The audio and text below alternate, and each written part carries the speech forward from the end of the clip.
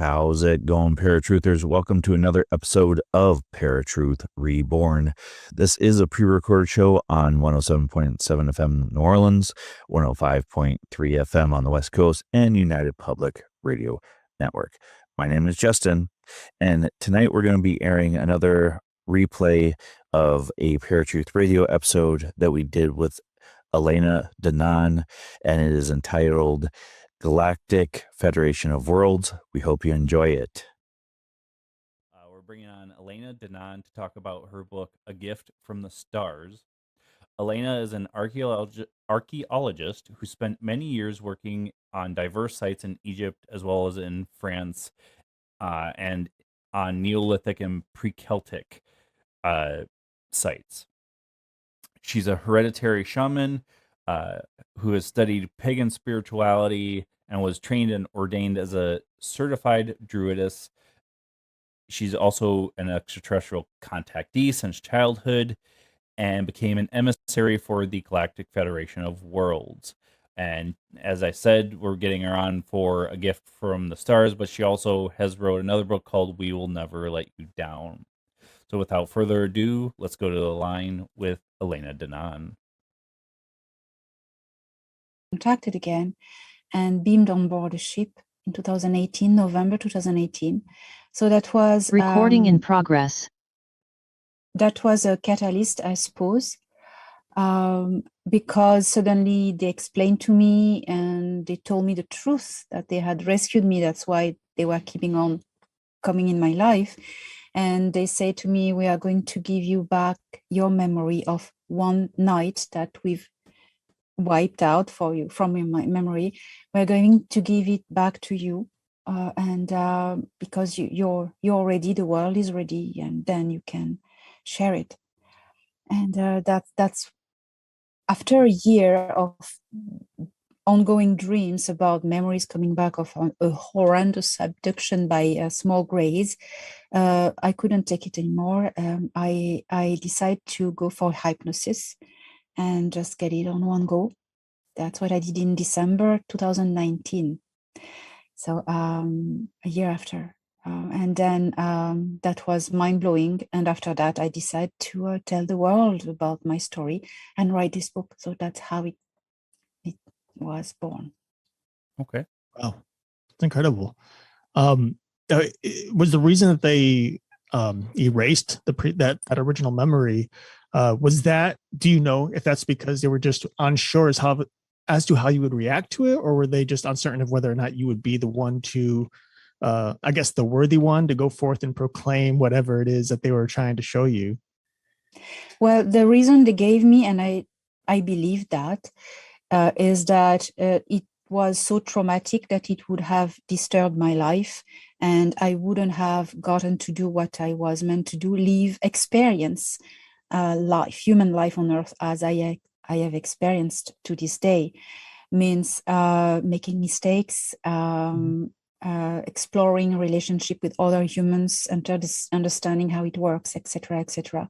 If I had known from the start the two things about this night of abduction and rescue, it was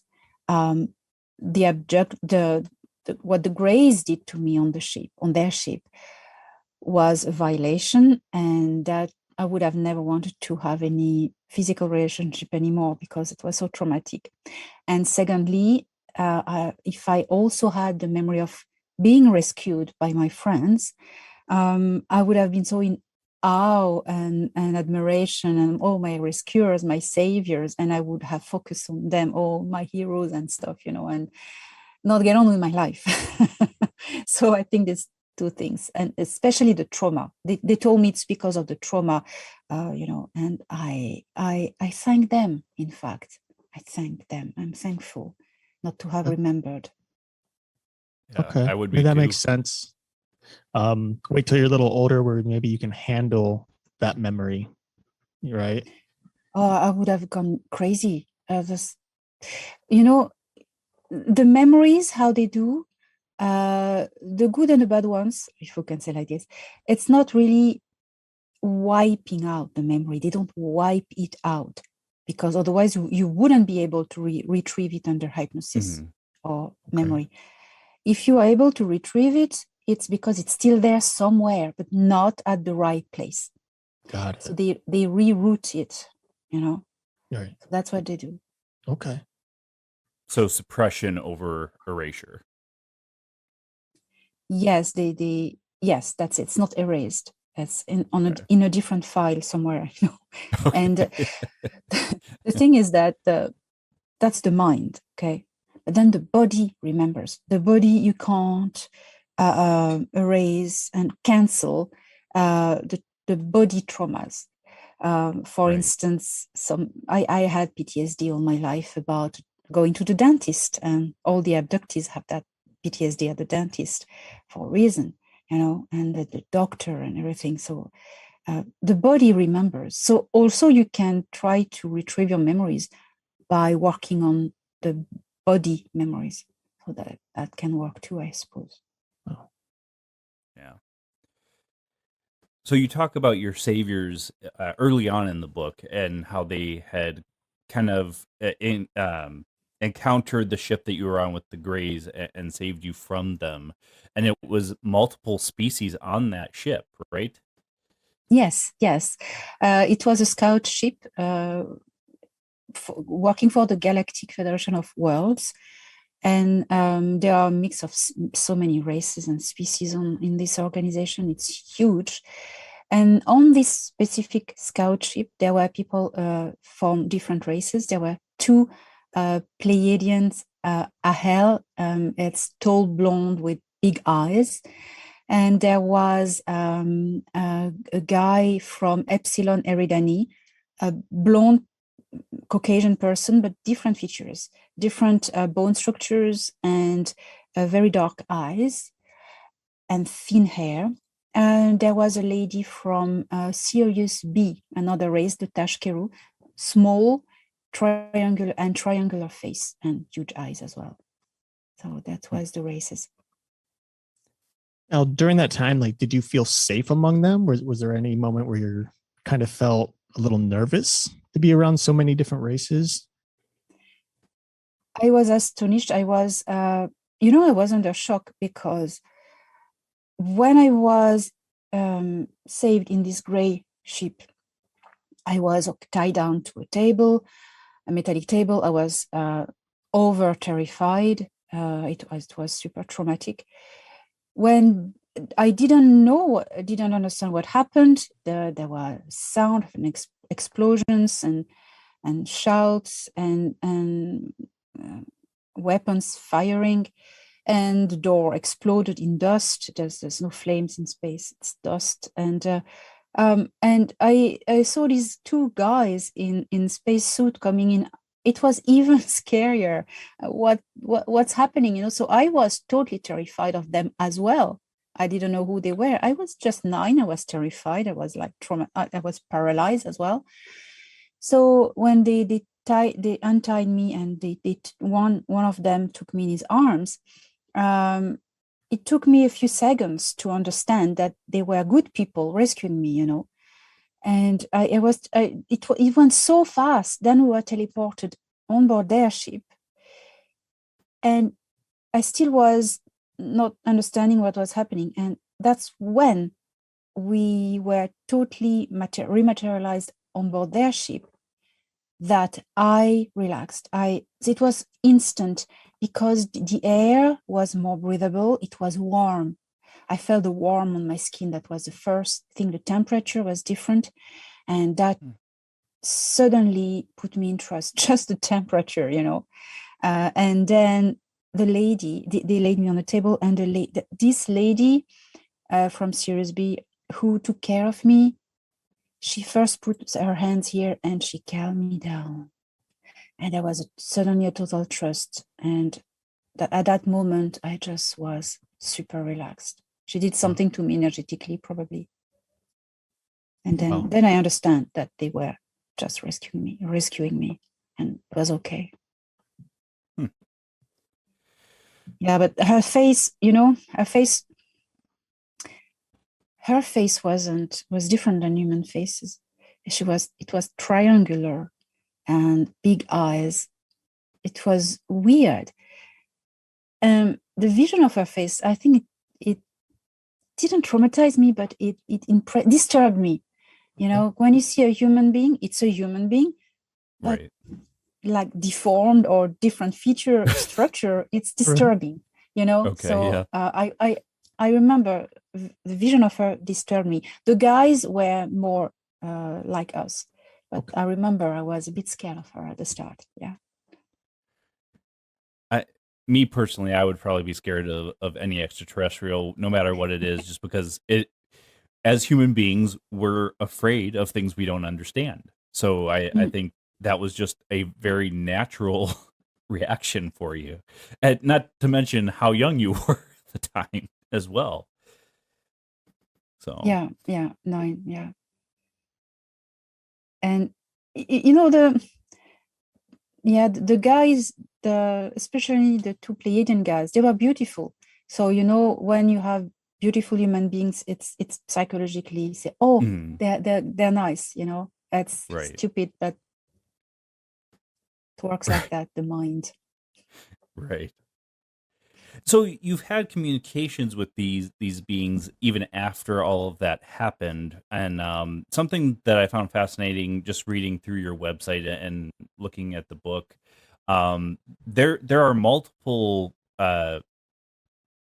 extraterrestrials out there that have made contact with humanity, and the one thing that fascinates me is, as a whole, humanity still doesn't believe that it's true.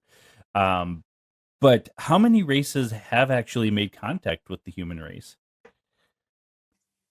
Actually, there are about more than 100. I inventoried 110 in my book, but there are more than that. That's now, but throughout history, there has been more. You know, Okay. I don't know the numbers, but a lot. You know, Okay. we are, Earth is an experimental ground for hybridization, all sorts of experiments. So people come and visit, they're curious, you know. Yeah. Well, and I think it's really intriguing because we've had multiple individuals on who've had experiences with extraterrestrials, and I would say about half of them have had positive things to say about most of their encounters, and the other half have just been horrified by it. And so Scary. both have been authors, and you have 2 different sides of the story. You know, one saying, "Oh, these are horrible creatures, and they're no good, and they're just, you know, they're tormenting and terrorizing humanity," and the other one saying, "Well, no, they're here to protect us." So it's been really weird to try to find out what is really happening out there. You know, especially when we have like government agencies who happen to know about some of this stuff and they're covering it up. And that's been something that Justin and I, for years, have been trying to kind of get to the bottom of, which is very difficult in most cases, unless we have contact with military personnel or something like that. But you know what? It's really cool. Like going through this book, you have a bunch of sketches that are in here as well to kind of help liven up the stories that you're telling. And it's really cool to see some of these devices. It's cool in the sense that it's interesting to see them because they're actually very scary looking devices. I would hate to, you know, be on that table and experience some of this stuff. The one thing that I did want to bring up before we move too far ahead is at the very beginning of your book, you tell your story of the very first encounter that you had. And it was a moment where basically you were kind of hovering over your bed or floating in the air, but you couldn't move. You didn't know what was happening. And then all of a sudden you saw this blinding white light, like just a flash. And all of a sudden it was morning and you were hysterical. And it was something that spoke to me because, and I've talked about this on the show in the past, because when I was a little kid, probably around 8 or 9, I don't remember anything prior to the event, but all I remember is a blinding white flash of light. And I woke up screaming, just terrorized. And the moment I woke up, for some reason, I connected it to extraterrestrial encounter. I don't know why, but it was just there, but I had no idea what happened. All I remember is the light, and my father had to rush into the room and try to calm me down. And my entire life, like that memory is stuck to me, and I've never been able to know what happened. But when I read this, I was like, wow, that's like that flash of light is exactly how I would have described it. And it just kind of spoke to me. I just wanted to throw that in there because it was the first time I've heard someone mention that light like that. Yeah, so maybe you were, like me, one of these children belonging to a certain type of bloodline who are protected and looked after. That is my case. I'm an extremely mixed genetics, Earth genetics, extremely mixed, and people who have this particular mix are chosen bloodlines, and especially some genetic particular inputs in it. They are selected by good extraterrestrials, positive extraterrestrials. What I want to say is all the people, the witnesses you were talking about who testified, they're all right. There are evil extraterrestrials and there are good extraterrestrials, and both there are two factions that fight against each other, and that's right. They're all right. Okay, so some Earth bloodlines were picked because they have a potential, and throughout generation and generation, children are abducted by. It's the Council of Five. It's a good extraterrestrial organization to activate their DNA and enhance them. That when the moment is right means now. Souls of a higher frequency can incarnate in these bodies because they are sufficiently activated. Otherwise, there would be a clash and both the soul and the body would be ill. So that's what they do. And that's what I was explained. Maybe it resonates with you, maybe not. Maybe it will resonate also with other people because there are so many people also in this situation. It's a particular type of envoys. Some people call that star seeds. Yes, that's how I was explained it. So I was taken on board this ship. I knew that after that was revealed during my hypnosis in December 2019. So I was a toddler, and that's what happened. I saw first a small gray, but not Zeta Reticuli bad one or similar. It was an eben, sorry, the eben or something else nasty. Little eben. It's they work for the Council of Five. They're very nice, but it's still an ET, and it was very scary. It came from the wall, and I just screamed, and then it went away. And during the night, I had this big flash of light in the beam, and I was totally paralyzed, and I floated. And then my memory blank, missing time, and the next second of my memory was I was coming down, and I was still a bit paralyzed. And I just screamed so hard because, yeah, that's what babies do. Wow. So when that happened, did your parents come and console you? Like, were you at that point able to explain anything to them, or? No, I couldn't speak yet. Okay. My granny came up the stairs and tried to comfort me. You never know what babies, they can't explain. I couldn't explain. I was desperate. But it was like funny. I could think and compute, not like a toddler, like an adult, like a child, I would say, like a child. I was able to compute very well that I had been paralyzed, floating above my bed and back, and paralyzed again. And I could compute all that, but unable to tell it. And I remember that. Wow. So how many of these experiences did you have up until you found out the truth? Well, maybe a dozen, a dozen maybe abductions, well, invitations, I say. Okay. Because this, so I had this as a toddler with the Council of Five, a being named Anax, who was an Agaroth, it's not human, was looking after me. Then I had this abduction and rescue at the age of 9. And then I kept contact with my rescuers. About every 2-3 years, I was taken and I had a contact. Either they would beam the same team, the same crew. Some of them would beam in my bedroom, or sometimes I would be taken on board the ship and they would show me stuff. That was super, super cool. Like sitting in the pilot's chair and don't touch anything, just showing you. I was able to touch something only when I was in my 20s. Now I was a bit more obedient and responsible, so I was able to touch the commands, but it's a ship. You want to,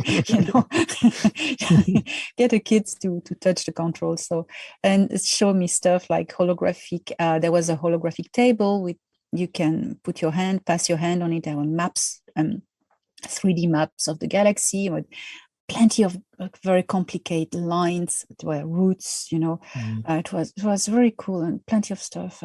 They took me for a ride. It was nice. It's super, that's super exciting. When I was looking at these pictures, these drawings that you have, like the map table is one of those things that stood out to me, because you see those in the sci-fi movies all the time, Star Trek and all that. So to see that these extraterrestrials actually do have something similar to it, it's just a lot of high tech, which we've already theorized. Most of us who haven't had the experiences that you've had, we've theorized they're extremely high tech, way beyond anything that humanity currently can do. One question I want to just kind of, I guess, add to what I had asked before is just, when you said there were invitations as opposed to abductions, were there times where you personally reached out to them and asked them to come to you, or do they always come on their own free will and then you just kind of accepted? Until the implant I have in my head was activated by them at the age of 18. Until this age, all my life, I was standing in front of my window or on the roof or on the balcony, begging, come back, take me, please. Every night. And when I was 18, sometimes they would come. And when I was 18, they activated the implant I had, which was kept just as a health monitor and, protecting me that the Greys don't try to come and take me again. And when they activated it, they activate the communicator aspect of it, component. And I was able then to hear them talking to me, and I could answer back, but only when they would switch it on and off. Got it. It's only when they explained to me how to switch it on that I can call, make a call. But that's only very recently. Okay. So they would always decide themselves when they would come. Right. When was it that they had actually put that implant into you? So the implant, in fact, so that freaks out a lot of people, but I need to tell the truth. That's the facts. Okay. The implant was put by the Greys, the Zeta Greys, as supposed to be a health tracker and like a sat-nav, because when you abduct kids into this hybridization program, that was what I was destined to, you need a health tracker, and that will monitor when the kid is ready, and for the girls, the ovulation and stuff, when to take it. But so it's Nebu, Orion Gray technology I think is the most, it's very high-tech technology.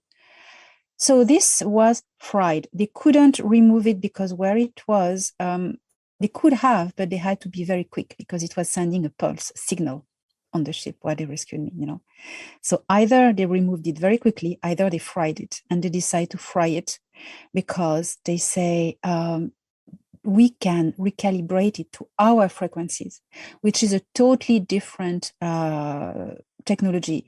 The Galactic Federation uses what we could compare to quantum communication, quantum resonance. It's totally safe. You can't hack that system because you have a point A, point B, and there's nothing in between. that you can just hack along. It's quantum, similar to quantum. So they recalibrated it to their frequencies. And that's how then they kept track of me. Okay. But I have to ask, just out of curiosity, I mean, is this implant like microscopic, or is there something there that humanity could see if they wanted to, if they took an X-ray of your head, for example? Do you know? X-ray never saw it. You need a technology that is able to detect something that is in a higher frequency, because it's not visible with an even on eyes, and with actual X-rays or things like that, or MRI, you can't see it. You can probably measure the electromagnetic of it, the statics or whatever. You can probably measure it, because when it switches on, I feel the statics, so it's physical, so I think it can be measured. But we need technology that will be able to scan things in a higher frequency, because it's invisible. That's how they cloak their ships. They wrap the ship in a higher frequency shield, and it becomes invisible, invisible. This thing is the way I saw it, I'm not sure it's metallic. Seemed like, I'm not sure the material. It's the size of a grain of rice, a little bit curved. That's how it looks like. Oh. So on top of all of being taken and then being saved, you're also a druidess, which I found super fascinating, and an archaeologist on top of that. So when you started having more communication with them, were those memories suppressed so that you could get to that point in your life, like start that journey of doing these things in your life? Is that why they suppressed it, so you wouldn't be afraid of doing all these different things? Yeah, so it was more about I would probably have done what I've done, but it would have made things harder, because being aware of this trauma of having been violated by small grays on the ship, it would have made of me somebody very fragile mentally, and I wouldn't have been maybe as stable and grounded as I have been, so yeah. Egyptology, yes, I became an Egyptologist, and I worked 8 years in Egypt. When I came back to France, I decided to, by curiosity, to learn about the pagan ways, and I became a druid. Yeah. So, but you know what? I sometimes a long time I have been shy to tell about everything I've done in my life, because I've often thought people will never believe me. I have the degrees, I have certificates, everything, but suddenly people will think I'm making up stuff, but I don't. Well, I mean, and I understand why, though. It's like some of these stories just seem so out there, in a literal sense in some cases, because this is outer space we're talking about. And it's like stuff we see on TV growing up, like watching the X-Files my entire life. It's like, we want to believe, and so hearing these stories, it's like, oh, but is it real? Is it just sci-fi? Is it just, but I think what's interesting and what helps your story is that there's so many other people who've helped to correlate that story, and they don't know you. You got, they're all different people who've never met, and yet some of these stories seem to line up. And I think that's what's really intriguing about it all, and I think it's what offers a lot of us the opportunity to understand the truth, that there is something out there, and maybe everyone experiences it different, but nonetheless, it's hard to, for me anyway, it's hard to believe that humanity is the only creation, I guess, the only thing existing in the universe. The universe is so wide and just so expansive. So yeah, it's definitely, there are times where I hear stories like you're telling, I'm like trying to fight myself, like, no, I don't know, this can't be real. But again, it's just, it's really cool to hear this stuff. I'm going to jump back a little bit here, because you did say that you've been on been on rides in these flying saucers, in these ships. Like, how do you know where you went? Like, it just right around our neighborhood, or have you been out? Like, where have you gone? Mainly in this star system, Okay. in the solar system, around Earth a lot. It's beautiful. What impresses me when I see Earth from above is that it's silent. Mm-hmm. There's not a sound. And then you think everything that's going on down there, it's so stress, wars, everything else I don't name, people suffering, screams, shouts. You don't hear anything from above. It seems so peaceful. And I like to envision the planet, like this. It's that one day people could feel that above there's peace, and that should be on the surface as well. I haven't been on the moon. Passed by once. I've seen the ISS twice, but the ship was cloaked, so they didn't see us. And I went, that's the ISS. I'm always like a little girl. Oh my God! The Mars as well. Mars was a bit tragic because I saw Mars a bit too close. That's a story I think I related in my book. It was one of the time Thorhan, my rescuer and good friend, he allowed me to sit in the pilot seat and explain to me how to drive the ship with the thought, by thought. And that's extremely difficult. You have to bound first, mind to mind, with your mind and the AI of the ship. So then all your thoughts, the AI will respond. That's very quick, and that goes very fast. And when you learn how to drive in the car at the driving school, you have always the teacher who has spare comments that if you do a mistake, that was Thorhan. Okay. He has very good reflexes. Oh my God. And he said, you see that star there? It was a bright star. I don't remember what it was. He said, just focus on it and the ship will go into this direction. The thing in space is when the ship moves, you don't realize it's moving because the cabin has its own environment and gravity and pressure, so you feel nothing. And outside, unless you pass by something very near, you don't see anything moving because the stars are so far. It's not like in the sci-fi movie we see the stars like that. No, it's so far away.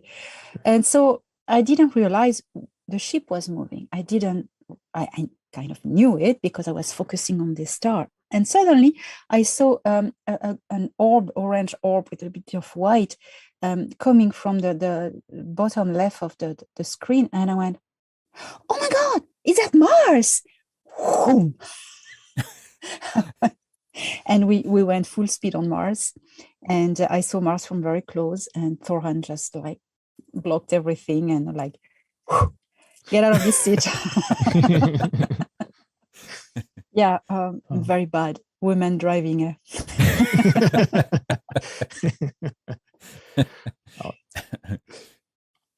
So yeah, well, I've been to I've seen other planets, but that's was the funniest. We have so many people that say that humanity actually started on Mars and then came to Earth. Since you were that close, did Theron explain any of that to you at all after what you were seeing, or? Well, there were colonies on Mars before there was a great war that exploded a planet between Mars and Jupiter. There were human colonies, yes, and a lot of them escaped to Earth, but there were other humans already on Earth. There Okay. were Mars colonies went to Earth, of course. Yes, I can confirm that. Yeah. Now, I mean, with everything that you've learned and all the things that you were taught, do you have things where you were told, don't share this with humanity? This is our secret? Well, sometimes I'm never told things that I should never share. I'm told sometimes things when I'm told, wait that we tell you the right moment to say it. So I obey, yeah. And I because I know I'm going to say it at the stage. So it's okay. When the moment is right, I'll tell it. But and I have known things. Sometimes I'm told things and are a bit sensitive, yes. And if I say that, it wouldn't be good for me also for safety and stuff like that. So yeah, I tell only what I'm told it is safe for me to say. Okay. Fair enough. Something we've talked to several people about, and nobody can ever really say for sure just because we don't really know. Are we getting close to full disclosure from our governments as far as contact? Well, the actual cells of the governments who hold the potential disclosure of the material will never speak because they will never say, we made deals with aliens in 1955 to sell humanity out to the Orion Greys. They will never say that because when you say a little bit, it opens the door to all the rest. So they're like, I'm gonna give them crumbs. But there's something else that is happening is that two things. The people are encouraged to speak. There's something like a hashtag that I've created with a good friend of mine, Robert Allwhite. We are the disclosure. And that's real. Disclosure will not come from the governments, it will come from the people. All the abductees, the contactees, the experiencers are speaking, are becoming more and more brave and courageous to speak. And it is up to the people to tell the stories. And also people who have worked in the governments, people who are not responsible at high level, just employees, people like Phil Schneider, people like this, William Tompkins, who have just sacrificed a lot in the past to talk. People like these employees, simple employees who know stuff, soldiers, people who know stuff, they are becoming brave to talk. So there's a big part of the disclosure that is going to be said by the witnesses, people. That's one thing. But then the really sensitive stuff that people like us don't really know about, the deepest stuff. There is something that is called the Earth Alliance. The Earth Alliance, it's a military alliance between the White Hats and the Galactic Federation of Worlds. So the Earth Alliance is in charge of the disclosure of the real stuff, the real data, the sensitive stuff. So they have a plan to unfold and to reveal things as time goes. But especially they calibrate their actions upon the ability of the people of Earth to get rid of the cabal and the bad governments. Because as long as the bad cells of the governments are here, some technologies cannot be given because it will turn bad. It will go in the wrong hand.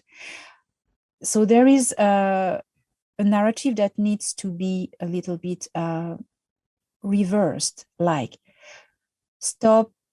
People must, instead of thinking, we are waiting for the disclosure to believe and to do something. No, do something. And because you will do something, the disclosure will be able to happen because there will be no more bad guys at the head of the governments to stop it and do stuff like that. So that's important. And contact works like this. going to talk about contact after. The third aspect is the ETs themselves. The good ETs have also a plan for disclosure. It's to show more and more of their ships in the sky, which has started to happen. All the ships now you see are good guys. And people are seeing more and more and more UFOs, more and more, and it's going to get better. And also the secret space program, the good guys, especially the Navy, they are showing their ships as well. They're retro-engineered ships, and the technology you are seeing more and more these triangular TR-3B and the upgrades of them. More and more it's happening. So that's a way to get the mentalities used to the existence of extraterrestrials. And when everyone is kind of comfortable with it, they may make contact. Contact happens when they are sure it's not going to create chaos, and when humans have sorted their human problems. They are not here to sort out our problems. That's not right.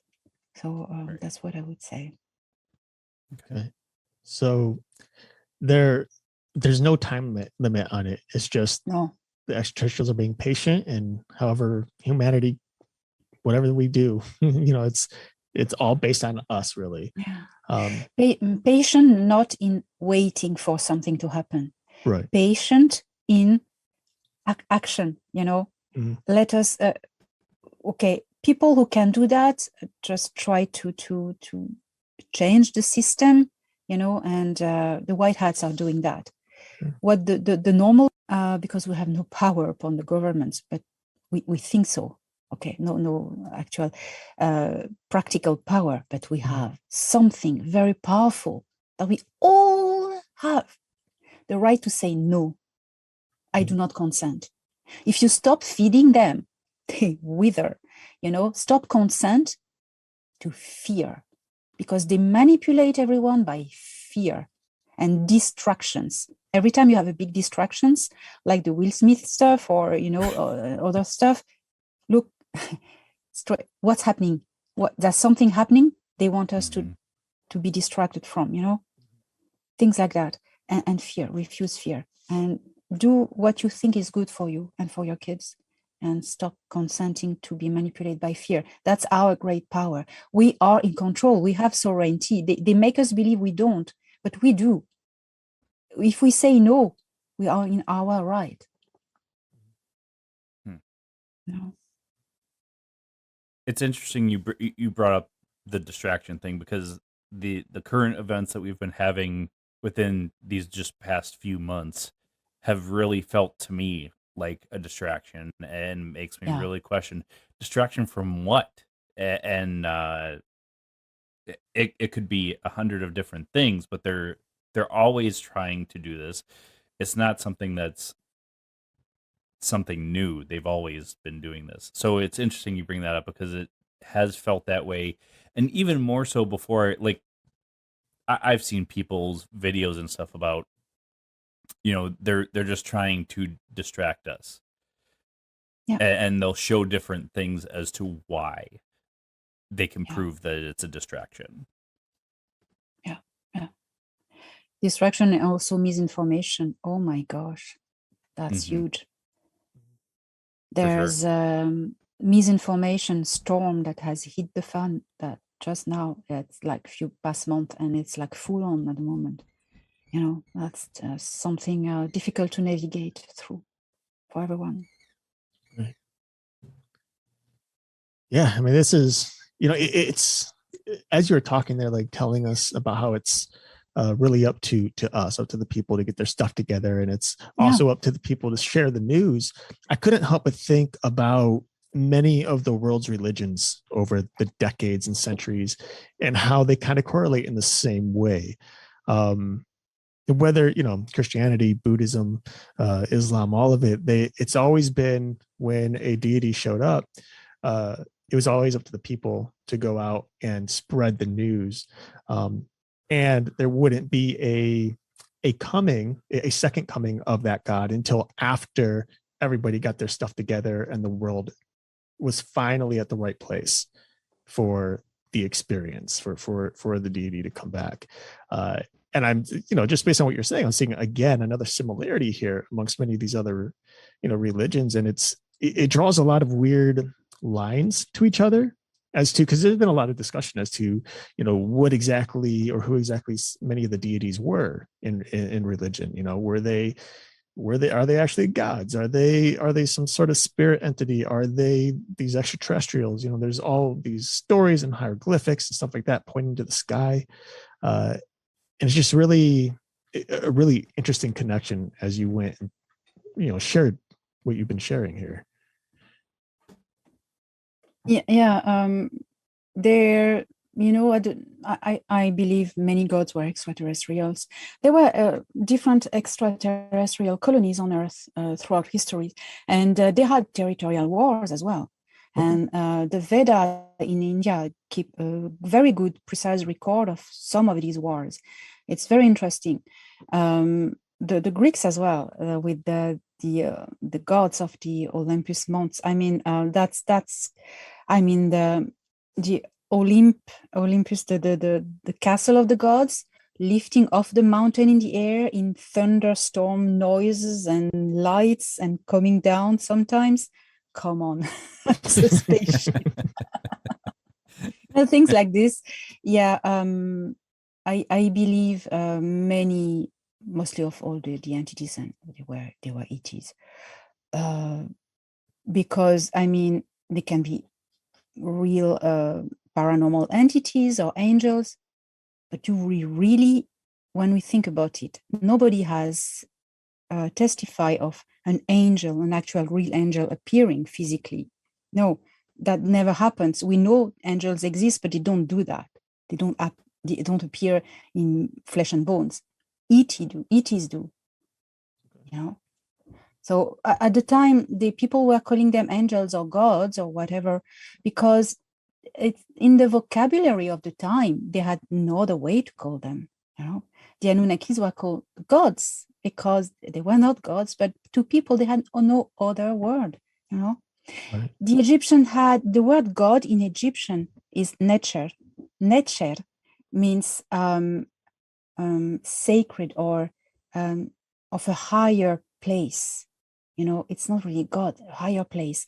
And I just learned that the name of our galaxy, these ETs, they are all agreeing to call it Nataru. And Neter, Nataru, it's, I think, the galactics. Probably Neter or Netcher in Egyptian meant galactics. That's well, don't get me started on archaeology because I'm going like we're here tomorrow again. Okay. Well, okay, so I think the last question that I have for you anyway, is so in regard to, let's just staying on the topic of some of these religions then, because you said that that many of these extraterrestrials, you have good extraterrestrials, you have bad extraterrestrials. Do you think that many of these religions that have been started, if started by extraterrestrials, were started by various races of extraterrestrial to try to pull humanity in their direction, and it's more of a war between alien species as opposed to just religion? I think, yes, I agree with what you say. I think the Anunnaki, a bad faction of the Anunnaki, led by a guy called Enlil, has had a lot to do. They have had a lot to do and still have into manipulating people throughout, especially, I don't want to put your channel in trouble, but it starts by V and it's in Italy. It's a little, okay? Okay. Okay. That place, that place is controlled by them, and there's also a faction of reptilian, what we call the Draco reptilians. They call themselves Sikar. They are a lot also in the manipulation of different religions. What the Sikar like to do, what they do, they're very good at it, is to manipulate many different sides in a battle, in a conflict at the time. And they play pawns, the reptilians do that though. So they have their pawns everywhere. Yes, I'd say, yes, by religion, you have power. If you control religion, you're the, so yeah, believe that. Well, Elena, you've shared so much information with us today, but it is about that time where we let our guests go. So I want to give you the chance where you can tell everybody where they can find you, find the books. The mic is all yours. Thank you very much. It's been a pleasure, really. Okay, I have a YouTube channel, Elena Danaan, where you can find all my videos. I have a lot of stuff on it. I have a website, which is more interesting, elenadanaan.org, O-R-G. There's an author page where you find the links to all my books, who are anyway available on Amazon and Barnes and Nobles, but all of them is more Amazon. You have the total list and other stuff on my website. Just check it out. All right, Elena, thank you for being on ParaTruth Radio. Thank you very much for having me. It was really a pleasure. Thank you. All right, folks, that was Elena Danaan, author of 2 books. The one we had her on for was A Gift from the Stars, and then she also has We Will Never Let You Down. It's been a while since we've had a real discussion about extraterrestrials. Mm-hmm. For sure. This one was interesting. It's very informative. This book is actually very, very informative, and I really enjoyed the sketches because I feel like a lot of people try it in our experience. We've had individuals try to explain things that they've seen or explain like certain tech that they've encountered. And her book has actually been is actually sketched out with pictures to kind of show us what some of that stuff looks like. As you were going through, because I know there's like a long list of various races and there's pictures that go along with that. Was there anything that really stood out to you in terms of either some of the tech that you saw or any of the races in particular? I agree with you when you had told her that you appreciated the pictures, because it is fascinating that she had so much memory, even though she had to go through hypnosis to remember it, so much memory of the tech itself. And that's one of the things I really enjoyed, was that she actually was able to draw it out relatively well, so that you could actually tell what it looked like or what it was. The extraterrestrials, I've heard about so many different races. It wasn't a surprise. Interesting more than anything, I guess you could say, but not surprise. I one of the things she brought up just before we let her go was the Draconians, and how they like to play both sides. They're pitting people against each other, and that's something I've actually heard quite a bit, even off of ParaTruth Radio. I've seen videos, or when I was doing Beyond Reason, I talked to maybe 1 or 2 people about that as well. So it is interesting that she kind of confirms that for me. And it is also interesting that she kind of brought up 2 separate types of grays, which is something else I've heard. And the one set of grays are good, and the other set are not so good, and those were the ones that abducted her where she needed to be saved from. So it was all a great conversation, and I appreciate her telling her story, because a lot of people do have PTSD, like she said, about that, but nothing out of the ordinary that struck me as surprising or different. Just confirmation. But what about you? I think I'm in the same boat. I mean, a lot of confirmation. I mean, there's more like there are obviously more races that I've never heard of before. We've heard a few of them. But I think the amount of detail she goes into, not just in regard to the various races, but then just her own experiences with abduction and how her saviors kind of showed her things and taught her more in depthly about the world, the universe, and of course the extraterrestrials themselves and what's happening is really pretty cool. We don't hear too much of that anywhere, let alone in the paranormal community. And I think it's interesting because, like she said, it's, and like you just said, it's very difficult for some people to come out and share this type of story because either the PTSD or fear of ridicule, and I get it. I understand it.